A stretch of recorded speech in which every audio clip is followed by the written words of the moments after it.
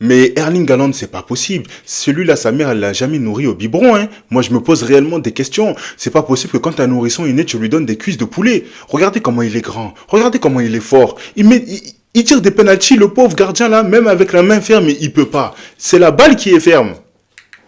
Salut à tous, j'espère que vous allez bien. Petite vidéo spéciale Erling Haaland. Voilà, je pense réellement qu'il vit une saison difficile, même si les stats peuvent prétendre le contraire, même si le fait qu'il soit en course encore pour la première place du championnat peut prouver le contraire. Je pense quand même que c'est une saison très compliquée pour Erling Haaland, qui a été quelque peu blessé, qui joue moins de matchs que la saison dernière, surtout quand tu sais que tu as Phil Foden à côté qui élève son niveau, que tu as Julian Alvarez derrière toi et que tu as la pression de la saison passée. Parce que oui, quand tu fais une saison aussi exceptionnelle que celle de la saison passée, on attend de toi que tu fasses mieux, on attend de toi que tu fasses plus, et du coup je pense qu'il y a beaucoup de choses à dire.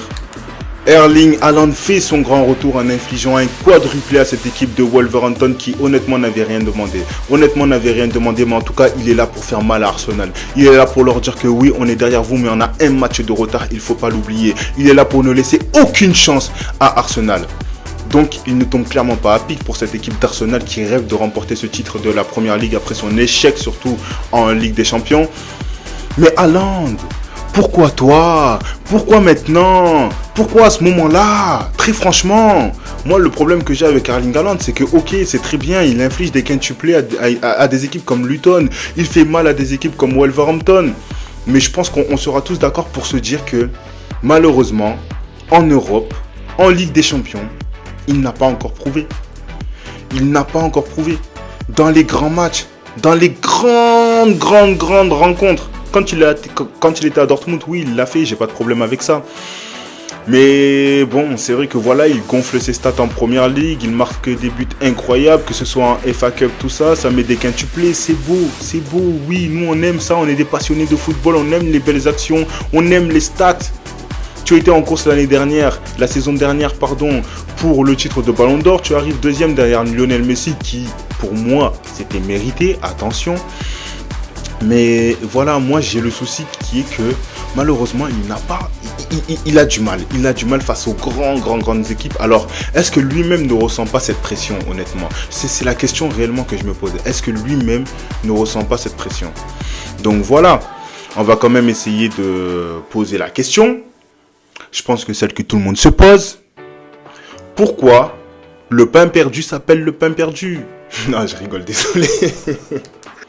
Non, allez, en étant un peu plus sérieux quand même, je me pose réellement la question pourquoi Erling Haaland, il a beaucoup de mal. Il a vraiment beaucoup de mal face aux grandes équipes dans le championnat européen. Et je parle clairement de la Ligue des Champions. Quand tu sais que la saison passée, que ce soit en quart de finale, demi-finale, finale, malheureusement, il n'a pas pesé. Je me trompe peut-être par contre pour les quarts de finale. Mais c'est vrai que sur le dernier carré, il n'a pas vraiment été important. Il n'a pas imposé de poids. La saison dernière, le Bayern Munich a infligé 4 buts au Real Madrid. Il n'a été dans aucun de ces coups-là. Pour ceux qui s'en rappellent en tout cas.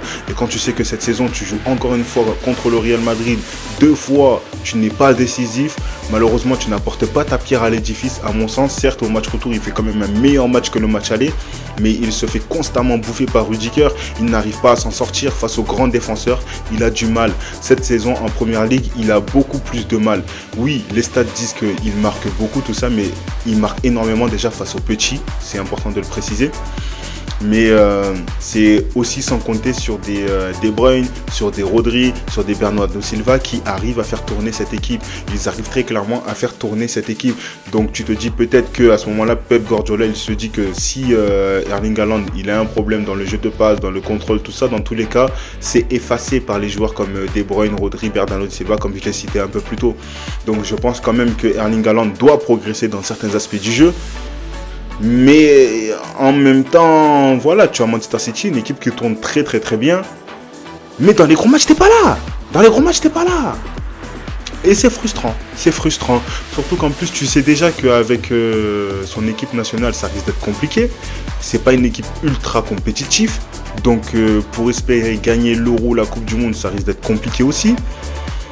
Mais du coup, il doit faire quelque chose. Il doit rehausser son niveau de jeu dans les grands matchs, dans les grandes rencontres. Et je parle très clairement de la Ligue des Champions parce que oui, si Manchester City a pris la première ligue la saison passée, c'est énormément grâce au but de Erling Haaland. Mais ce qu'il faut se dire, c'est que quand Erling Haaland n'était pas là, n'était pas à Manchester City continue à gagner la première ligue. Donc nous, là où on l'attend, c'est en Ligue des Champions. Maintenant, oui, son arrivée la saison passée, en tout cas, il a grandement contribué, en tout cas, dans les phases de groupe, les huitièmes de finale, il a été présent. Erling Haaland, il impose en tout cas beaucoup d'adversité. Il absorbe énormément les défenseurs. C'est un joueur qui est très grand, qui est très fort, qui est très costaud. Maintenant, c'est vrai que je pense qu'il n'y a que des joueurs calibre Rudiger qui peuvent stopper Erling Haaland. Mais c'est vrai que c'est quelque peu frustrant quand même quand tu vois que au plus haut du plus haut niveau, dans les plus grands instants, il n'a pas réellement fait quelque chose. En tout cas, moi, voilà, je suis quand même content du retour de Haaland. Il met un quadruplé face à Wolverhampton. Ça reste un joueur sensationnel. Mais ça serait dommage quand même qu'il tue la saison de Arsenal. Ça serait dommage en tout cas parce que, je vous le rappelle, au classement, Arsenal est actuellement premier. Et Manchester City est juste derrière, mais Manchester City a un match de retard. Donc, ils sont obligés de perdre des points ou de perdre un match pour permettre à cette équipe de Arsenal de remporter la première ligue pour la première fois depuis plusieurs années déjà. Sachant qu'en plus, Manchester City n'arrête pas de rafler ce titre. Il n'arrête pas. Et la venue de Erling Haaland a fait que renforcer cela. Par contre, franchement, ce championnat, la première ligue, c'est incroyable. C'est incroyable.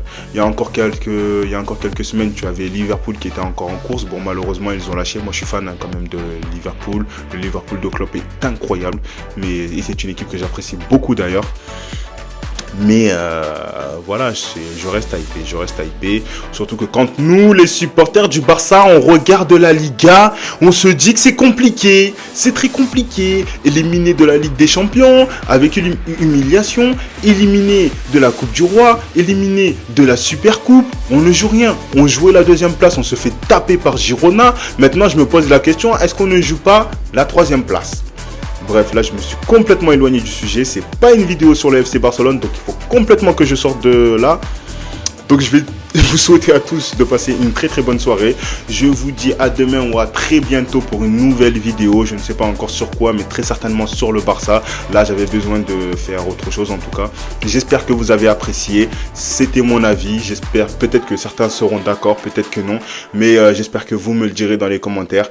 N'hésitez pas à vous abonner d'ailleurs pour plus de vidéos et plus de contenu. Je vous dis à bientôt. Ciao.